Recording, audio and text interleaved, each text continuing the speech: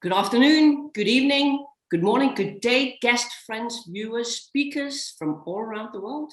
Welcome and thank you for joining Women Political Leaders at this 2021 virtual SDG Global Festival of Action to engage in this very timely conversation about women's leadership and Sustainable Development Goals number 5.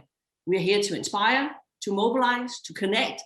And in this session, we're going to discuss the practical actions to achieve equality as laid out in the Reykjavík Manual. More about that in a minute. My name is Katja Iversen. I'm your moderator, instigator, troublemaker, and time police for this great panel.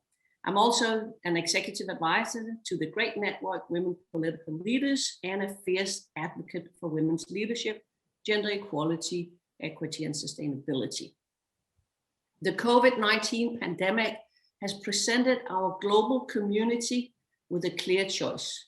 It is either time to take a big step forward and accelerate change, or to risk losing decades of progress, health-wise, socially, and economically. The world's most pressing problems are too great to confront alone. We cannot do it without having both men and women and everybody. We need all hands on deck and all forces united. We're not going to reach a sustainable future without that. We want equality for girls and women. And if that is not achieved, the pandemic and the whole situation is in jeopardy. Women need to be at the center and represented in all forms of decision making, at the COVID response and at the recovery and in general. Exactly for this reason, Women Political Leaders has created the Reykjavík Manual, which we will be focusing on in this session. The manual, it's a practical guide developed by women leaders from across the globe. It was launched at the Reykjavík Global Forum 2020 and introduced also at the Davos Agenda 2021. And it addresses the key issues of equality between men and women. Specifically, in today's discussion, we're going to look at some of the very concrete action pathways to achieve SDG 5 and explore how practical solutions to accelerate equality can be employed in policymaking, corporate and professional settings, communities and families, and in personal action in everyday life. This is both political and personal. We're asking you, the audience, to please help make some noise around this, including on social media. The hashtag is the hashtag Reykjavík Manual and hashtag Turn It Around, hashtag for people for planet. And if you can fit in global goals, do that too. I now have the utmost pleasure of introducing our panel for this exciting discussion. Diane Wang, founder and chairperson of DHGate, a leading business-to-business cross-border e-commerce platform in China. She's also the patron of the Reykjavík Manual. Thanks for being here, Diane. Ambassador Jorundur Valtysson, who is the permanent representative to the UN from Iceland, the most gender equal country in the world and home to the Reykjavík Global Women's Leaders Forum, which I've had the pleasure to participate in. Susan Costa, Vice President and Chief of Staff at Centene Corporation, a renowned healthcare company and insurer. She'll be discussing how we can elevate and celebrate women's voices and leaders. And last but not least, Lekana Leshe, an impressive Yale young global scholar from Nigeria. He'll be talking to us about dismantling gender stereotypes and a healthy view of masculinity. A warm welcome to all of you. Before we jump to the panel debate, I promised I would say a little bit about the Reykjavík Manual. It is a very practical guide, and it draws together insight, best practices, and solutions put forward by women leaders worldwide. It is a to-do, have done, and let's do it some more guide that can help leaders and societies to build back better and turn it around so we can get a more resilient world, a more gender equal world, and more women in leadership, where that's the rule and not the exception. Now, I bet you're thinking about a book or booklet, but no, the Reykjavík Manual is a living document. It will continuously be updated with new content and perspectives from women leaders worldwide, and it lives on the website of Women Political Leaders. The 3 categories of action: it encourages to look at ourselves, or leaders to look at themselves. It's personal. Confront your own biases, overcome them, be a role model, share personal stories of when you did something good or when you failed. Teach your kids about equality and share who has helped you along the way. It's also political. It gives example of what needs to be done politically. Establish family-friendly policies, including parental leave for all parents. Get rid of discriminatory laws like unequal pay, lack of access to credit, land, collateral for women, and put the good laws on the books that can further women's empowerment and leadership. And it underscores how leaders can be champions in the communities and in the countries, stand up against sexual and domestic violence, stand up for equality and diversity in government at all levels, call for quality childcare, and fund women's rights organizations. I love that there's also a good reading list. Everything from We Should All Be Feminists by Chimamanda to Invisible Women, and to Equal Measures 2030 annual report on gender equality and the SDGs. It's really practical and inspiring and beautiful. But now let's get to the most exciting, our panel. I'm going to start with you, Diane. Diane, you're the founder and chairperson of DHGate, and you are an honored inaugural co-chair of the first Reykjavík Global Forum, and you're also the patron of the Reykjavík Manual. As a digital leader, could you share with us some specific examples of how to empower women leaders and entrepreneurs through digital inclusion, especially during this time where statistics are showing that women are losing most jobs because of the COVID pandemics? So please share some examples with us. Thank you, Keja. Thank you for your great opening. We agree that women, girls, and business owned by women have been particularly impacted because of the pandemic. They have little access to digital tools, which are the best and the last straw in the crisis, including tech products, e-learning, and digital skills development. From my point of view, I believe the digital tool is a perfect solution in addressing gender inequality and also creates an equal environment for all. I think 3 factors are important in supporting them and realizing their entrepreneurship, namely sharing, practicing, and awarding. And we also have launched such campaigns in the past several years. For example, sharing experiences and case studies of women leaders and entrepreneurs can inspire more women to pursue their dreams. Last year, we organized an international virtual seminar we called Women Connect Global Summit. We gathered famous speakers from the public and private sectors, including UN Women, ABAC, B20, as well as Visa and Google, etc. All women shared their knowledge, best practices, and also their resources. More than 100,000 audiences attend our conference, and it's also attracted millions of exposure and discussion on social media.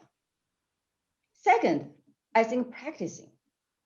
After sharing, it is more necessary to provide them with tools and platforms for practice. Especially in this pandemic, social distancing, social media, and live streaming have already accelerated social e-commerce. Thus, we also produced a new SaaS e-commerce tool for global SMEs and individuals to benefit from this booming industry, so they can commercialize multiple private channels, such as offline private community channels, online social media, and live streaming to sell products to their end customers. Even they have little knowledge on the cross-border logistics and payments. Their business survive and thrive with the help of digital tools. Third, awarding is another essential in women empowerment. We need to discover those rising stars and recognize their efforts. For instance, we launched the Women Connect entrepreneurship competition last year, honoring great female entrepreneurs worldwide. Participants shared their stories, which enable others to learn from, particularly in digital skills. We also received thousands of applications. I still remember some young girls' names. For example, Maria in Mexico, Anna in UK, Dominic in the US, and Suvena in China. They share inspiring stories like how they disrupted traditional industries with the new digital tools in the crisis. So I think we must walk the talk to get the public and private sectors on board, promote sharing, practicing, and awarding women so that no one would be left behind. Keja. Thank you. Sharing, practicing, and rewarding and walking the talk. I like it. Thanks for sharing your insight and examples. Ambassador, turning to you. So Iceland has for more than a decade been #1 on the World Economic Forum's Global Gender Gap Index.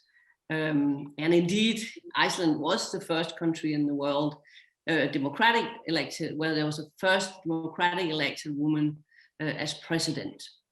And yes, as I mentioned before, the government and Parliament of Iceland are co-hosting the annual Reykjavik Global Leaders Forum. So, you know, you have a you're carrying a big history, and I am sure that men have played a key role in this as well. It is not a woman's issue, it is a societal issue. So as a male political leader and a strong advocate for equality, why do you believe it's important for men to champion equal representation in government and in politics in general? And if I may, how have you personally done it? Well, thank you, Katja, and do allow me to thank women political leaders and the Reykjavik Global Forum for the invitation to take part in this important digital conversation. The timing could not really be more opportune. We stand at a crucial point, and time is really not on our side. We have less than 10 years to achieve the Sustainable Development Goals, and at the same time, we are thrown back by COVID-19, which will take years to recover from.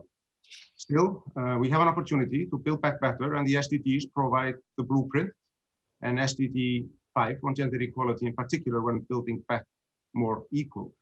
And for me, this is why the Reykjavík Manual, with all its concrete suggestions and actions, is so important at this point in time. So as to your question, in Iceland, I would say there is political consensus on gender equality. And as you said, I have the fortune to represent a country that has ranked at the top of the World Economic Forum Global Gender Gap Index for, I think it's now 11 consecutive years. Now, this does not mean we're perfect. We're not. And work remains to be done. A lot of work remains to be done. But this is something that we are proud of. And more importantly, I would say, comes with a responsibility to lead by example and champion gender equality also in the international arena. And as you say, in my professional position, it gives me a platform to do that on the world stage, if you want. And gender equality and promoting SDG 5 is really integral and cross-cutting in all our work at the United Nations and elsewhere, I might add. Just one recent example I could mention is equal pay. In 2019, the United Nations adopted a resolution initiated by Iceland to declare an annual International Equal Pay Day, which we now celebrate on September 18th every year. Another example I could mention is Iceland's active participation in the Generation Equality Forum, where we lead an action coalition on gender-based violence, which is unfortunately a growing and really a massive problem, also exacerbated by COVID-19. So gender equality and equal representation in government and politics is key for really so many reasons. For me, mostly because it's smart. Equal representation and active women participation in politics contribute positively, for example, to the economy and more inclusive policymaking. It really contributes to better leadership. Data also shows that women engagement in, for example, international mediation and peace processes contribute to better results and even more lasting peace. And ultimately, if we do not have gender equality, building back better after COVID-19 and achieving the sustainable development goals will be ever more difficult, if not impossible. It's also clear that social norms have changed. Political participation of women in Iceland is relatively high, and prominent female leaders, including our Prime Minister, Katrín Jakobsdóttir, and Vigdís Finnbogadóttir, whom you mentioned, are positive role models, and role models really matter. But changing these social norms will need to continue. And to be successful in this, we must engage men, the other half of mankind. This is why Iceland has introduced initiatives, both domestically and internationally, that focus on encouraging men and boys to become actively engaged in promoting gender equality, to become agents of change, if you want. We have systematically done this through an active role in the He4C campaign of UN Women and the development of the so-called barbershop conferences and toolkits. And here, in my opinion, male leaders have a special responsibility to get with the program, so to speak, and cultivate a new normal where inclusive decision-making processes and more equal political representation really become the rule. Maybe we need not just an 007, but we need an 006. That'll be good men and boys for gender equality. Thanks a lot for sharing your insight, and I will be holding you accountable to what you're doing yourself, but we can get back to that later. Now, let me jump to you, Susan. Among the practical steps in the manual, it points to move, get more women in the pipeline, fill the talent pipeline with more women. But what does that look like in practice? And how have you in Centene supported women's advancement in that regard? Because it's easy to say get more talent, get more women in the talent pipeline, but how is it actually done? And do the executive pay enough attention to it? Well, thank you, Katja. It's a great question. I think one of the reasons I was asked to join the panel today is that Centene does have a very diverse workforce throughout our company, starting with our board of directors and then kind of moving down through the ranks. So our gender breakdown, high level, 75% of our workforce are women, 64% of our supervisors and above are women, 55% of our directors and above are women. So as we move up the leadership ranks, we're still seeing, parity and beyond. And, we really like to think of ourselves as an example of gender parity can be done and the company can be successful. You don't have to look any farther than here in St. Louis where we're headquartered. But it is, to your point, easy to say, harder to do, right? It is a multi-pronged effort and it takes intention and being deliberate about who you hire, the training that you provide to your workforce, community investment, and then the skills that you provide outside of just workforce training to enable the workforce to live a complete and full life outside of just work. So we have taken this kind of step by step and been very thoughtful. So we are intentional about who we hire, which means making sure that when we're bringing people in the door, we've got a diverse slate of candidates to consider. We hire against a profile. So for every job that we post, right, we know what skills we're looking for, what experience we're looking for that position. We of course hire the person that fits all of those things and who is the best candidate for that job.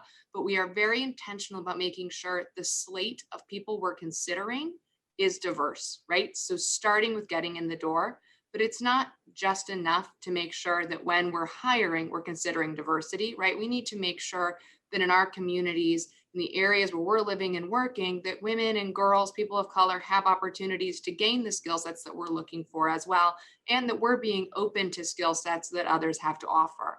So we're very thoughtful about making sure before people enter the workforce, we're supporting as much as we can. Internally for us, that looks like having diverse interns. 54% of our intern class last year were women.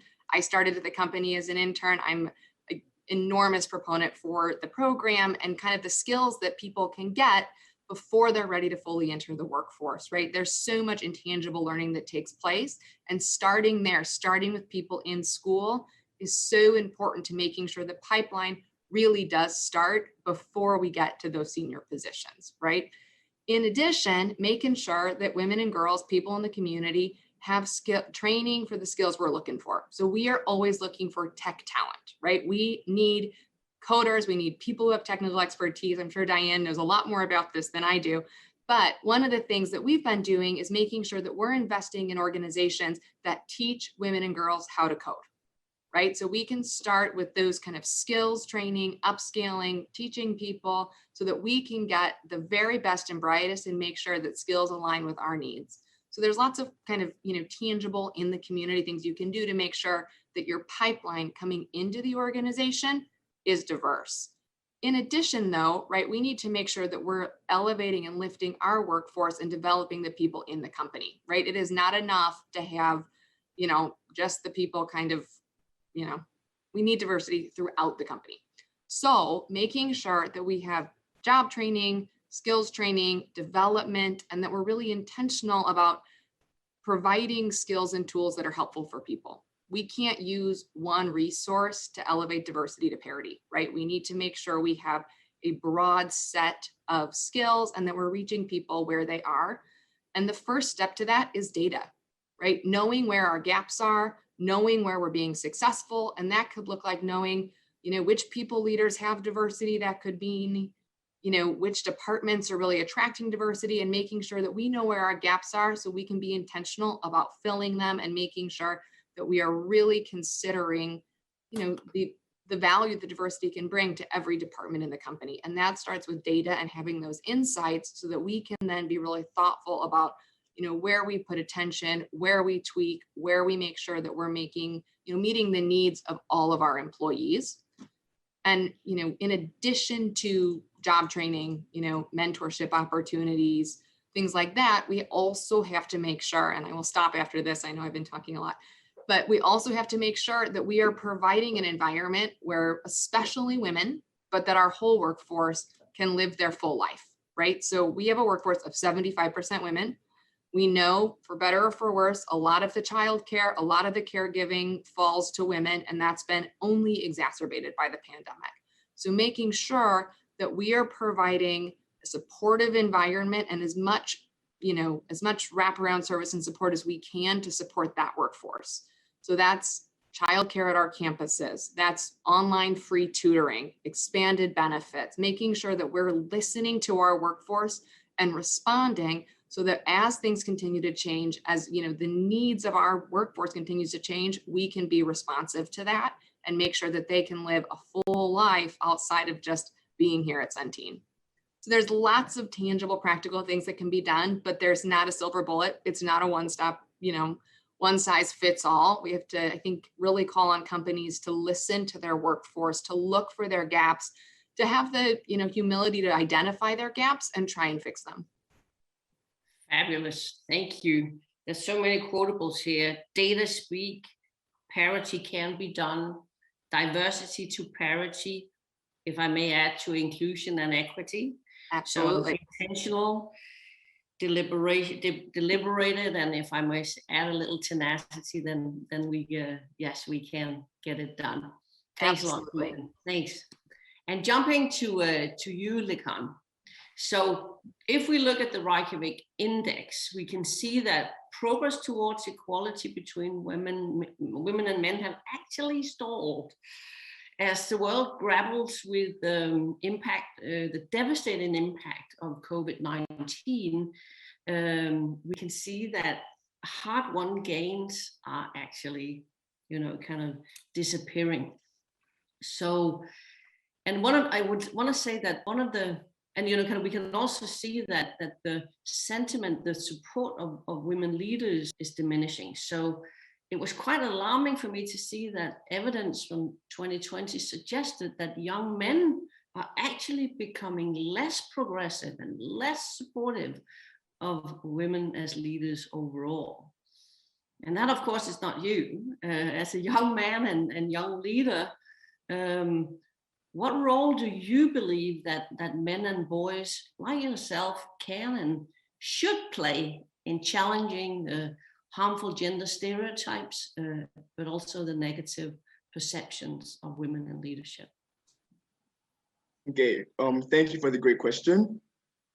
So I'm from a place where politics is seen as quite untouchable, something that only the elite and unfortunately only men can participate in. And it has always been like that. That's the way it's always been. And Nigeria's history, I think in Nigeria's history, there have only been 2 women governors in this whole 6-year history. And it's not something that we talk about enough. And I remember having a conversation with my friend the other day in school, and I asked, do you think women could be president of Nigeria? And he said no. And I was taken aback because, I was surprised. I said, what do you mean no? And he said he thinks Nigeria isn't ready for 1 year. So he didn't believe that a woman couldn't do the job. He thought Nigerians, especially men, wouldn't vote for a woman, to put a woman into power. And unfortunately, I do agree. The Reykjavík Manual says we should take a step back and look at how we perceive women in power. And I think that is the first step. Maybe if we move back, see, do we hold any biases? Do we trust women in power? How do we as young men, young boys feel when we see a powerful woman? When we find that answer, I think we could build upon that. And then that's when change could start to happen. Thank you very much. And if I may also add, because I know you work in a lot of different places, Vikan, how are you doing it yourself?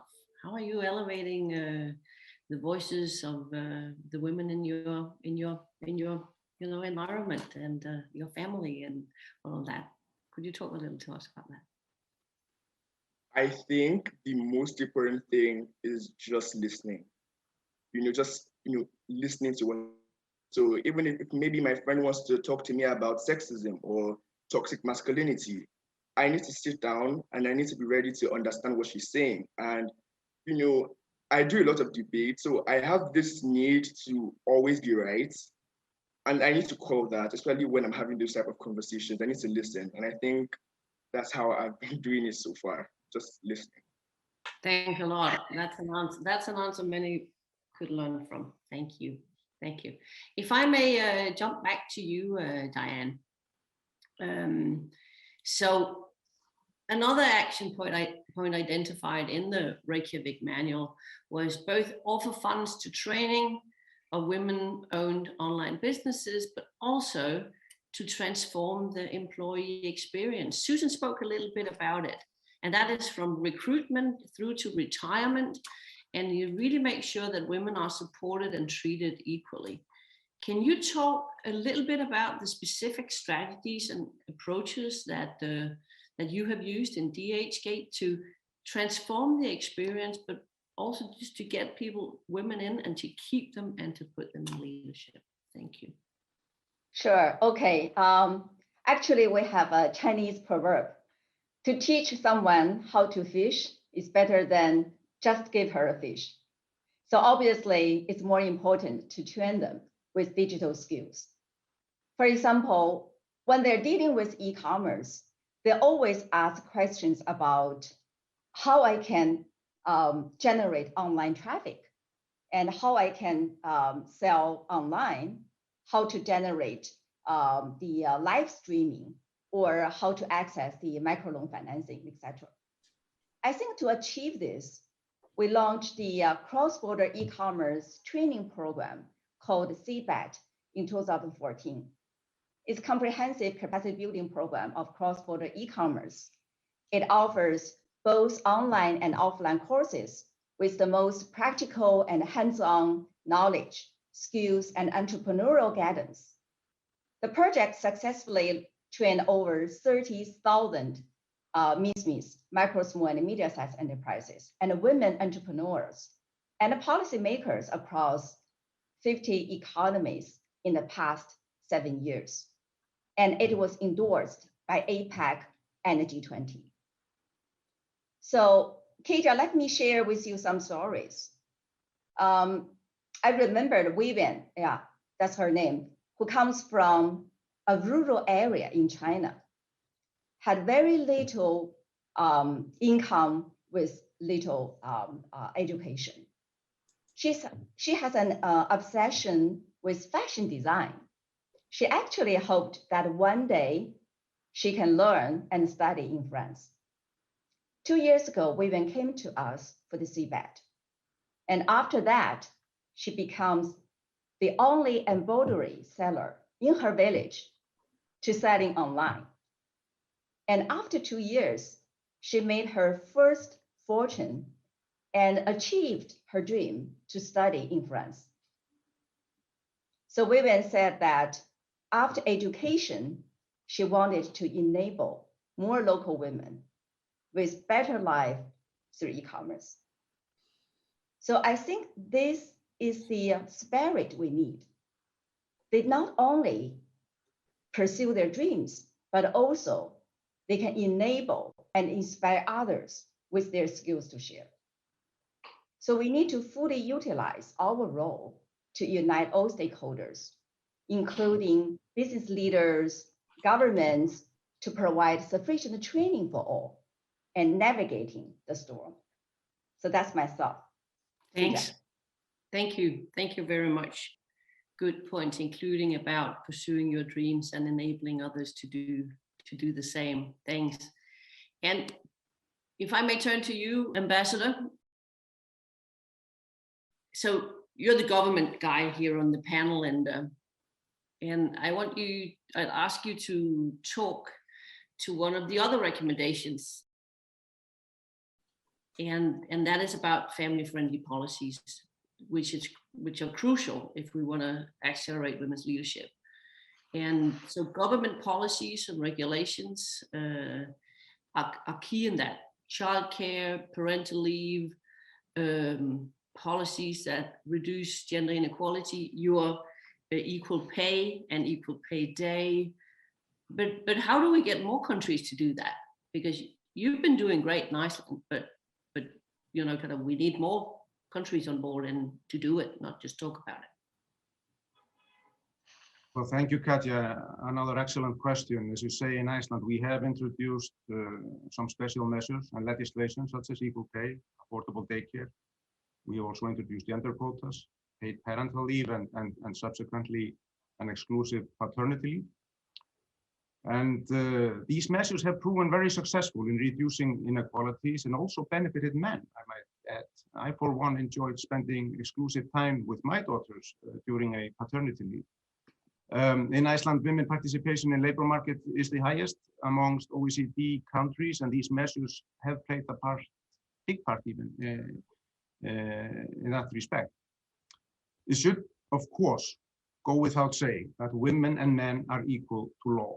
However, the sad truth is that they are not.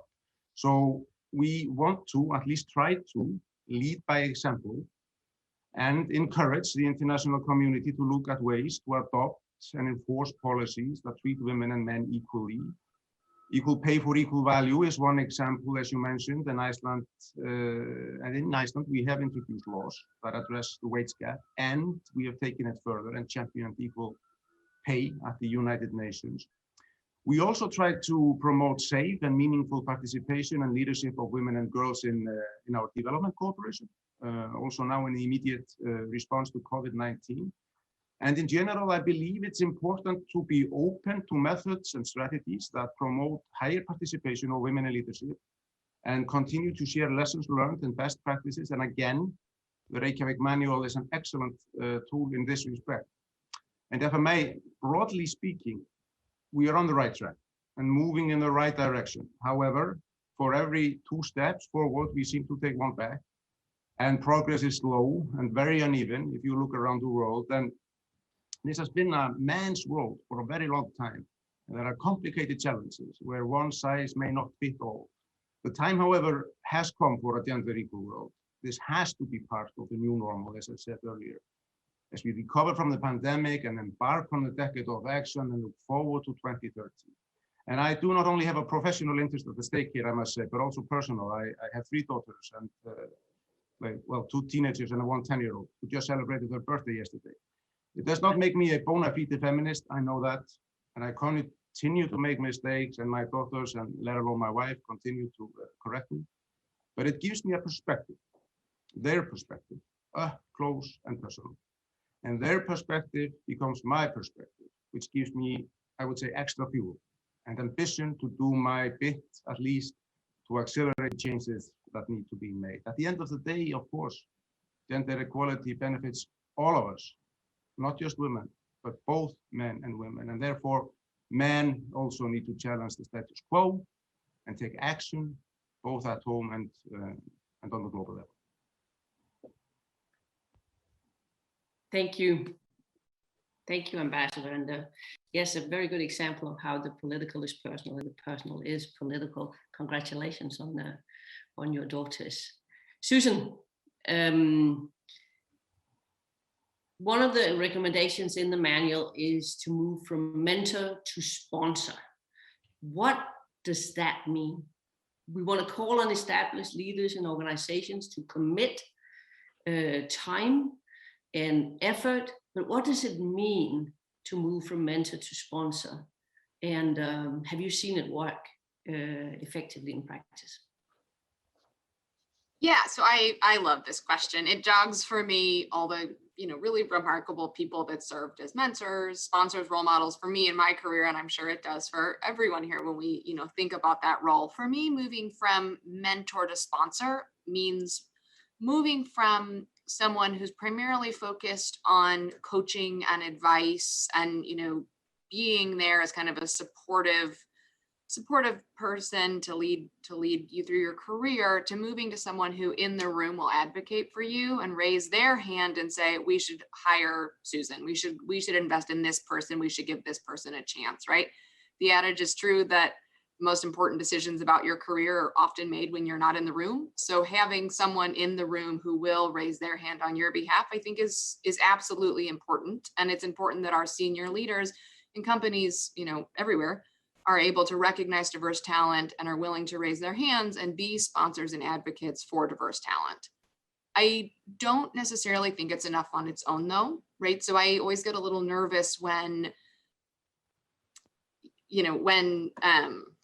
we talk about cultural change as a solution to systematic problems, right? So if we can think about sponsorship and mentorship and then add some way to add metrics or accountability to that, right? So maybe it's that, everyone has limited bandwidth. So if we're going to have senior leaders be mentors or sponsors, maybe we're very intentional about who they're mentoring and sponsoring. Again, companies identifying their gaps and making sure they're investing resources where their gaps are.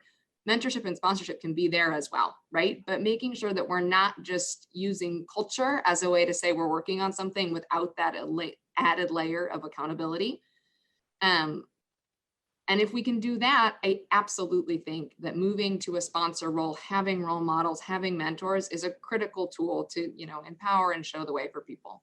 Great, thanks, and absolutely agree. You can't fix a systemic problem by, individual by trying to fix the individual or trying to fix a culture. There's still the systemic issue that needs to be fixed. Thanks a lot, Susan. Of course.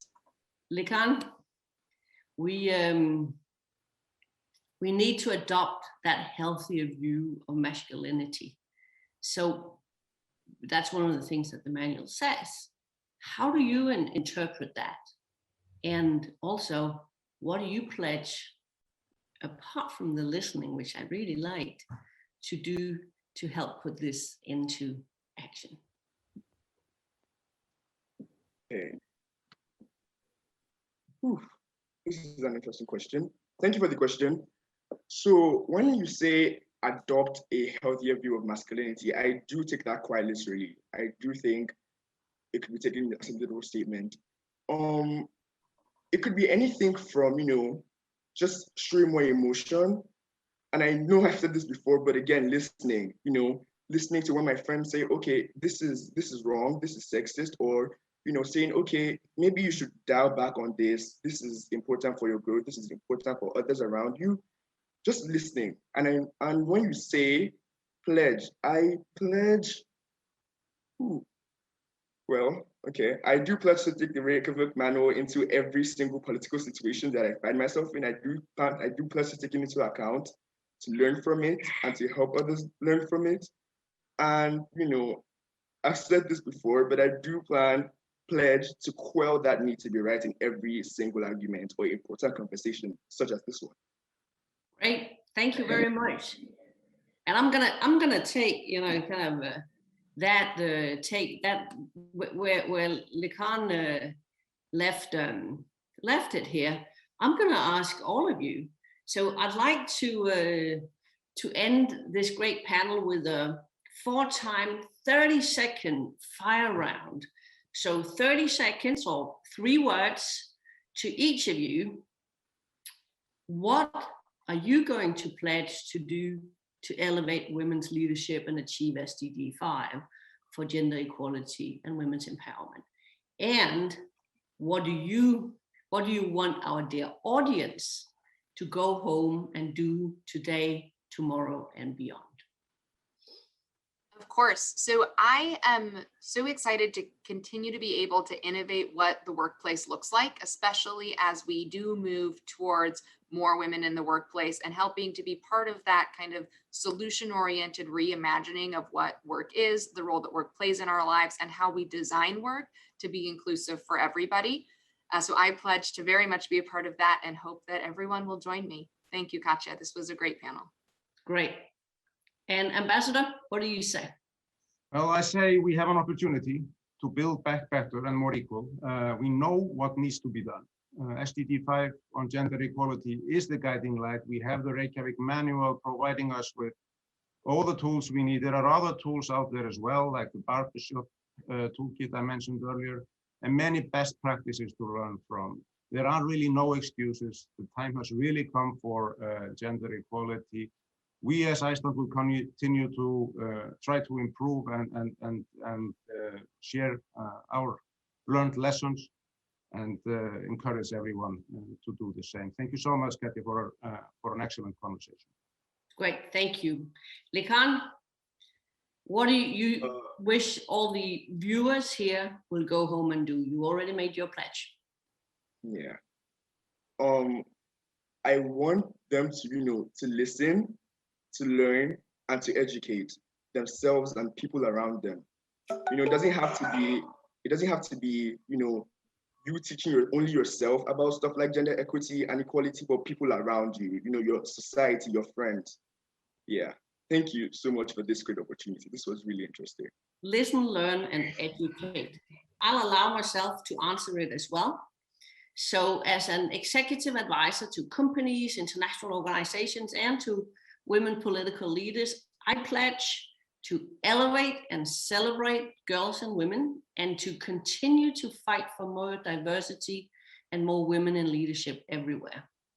And I want you to go online and read the Reykjavík Manual, apply the practical actions and start making change. If we want to achieve the global goals, including SDG 5, we need to hashtag turn it around for hashtag people for planet, and we need to do it now. Thanks a lot to the panel. Thanks to all who listened. I hope we have inspired you to mobilize and connect. Thank you for what you have already done to get more women of all kinds into leadership.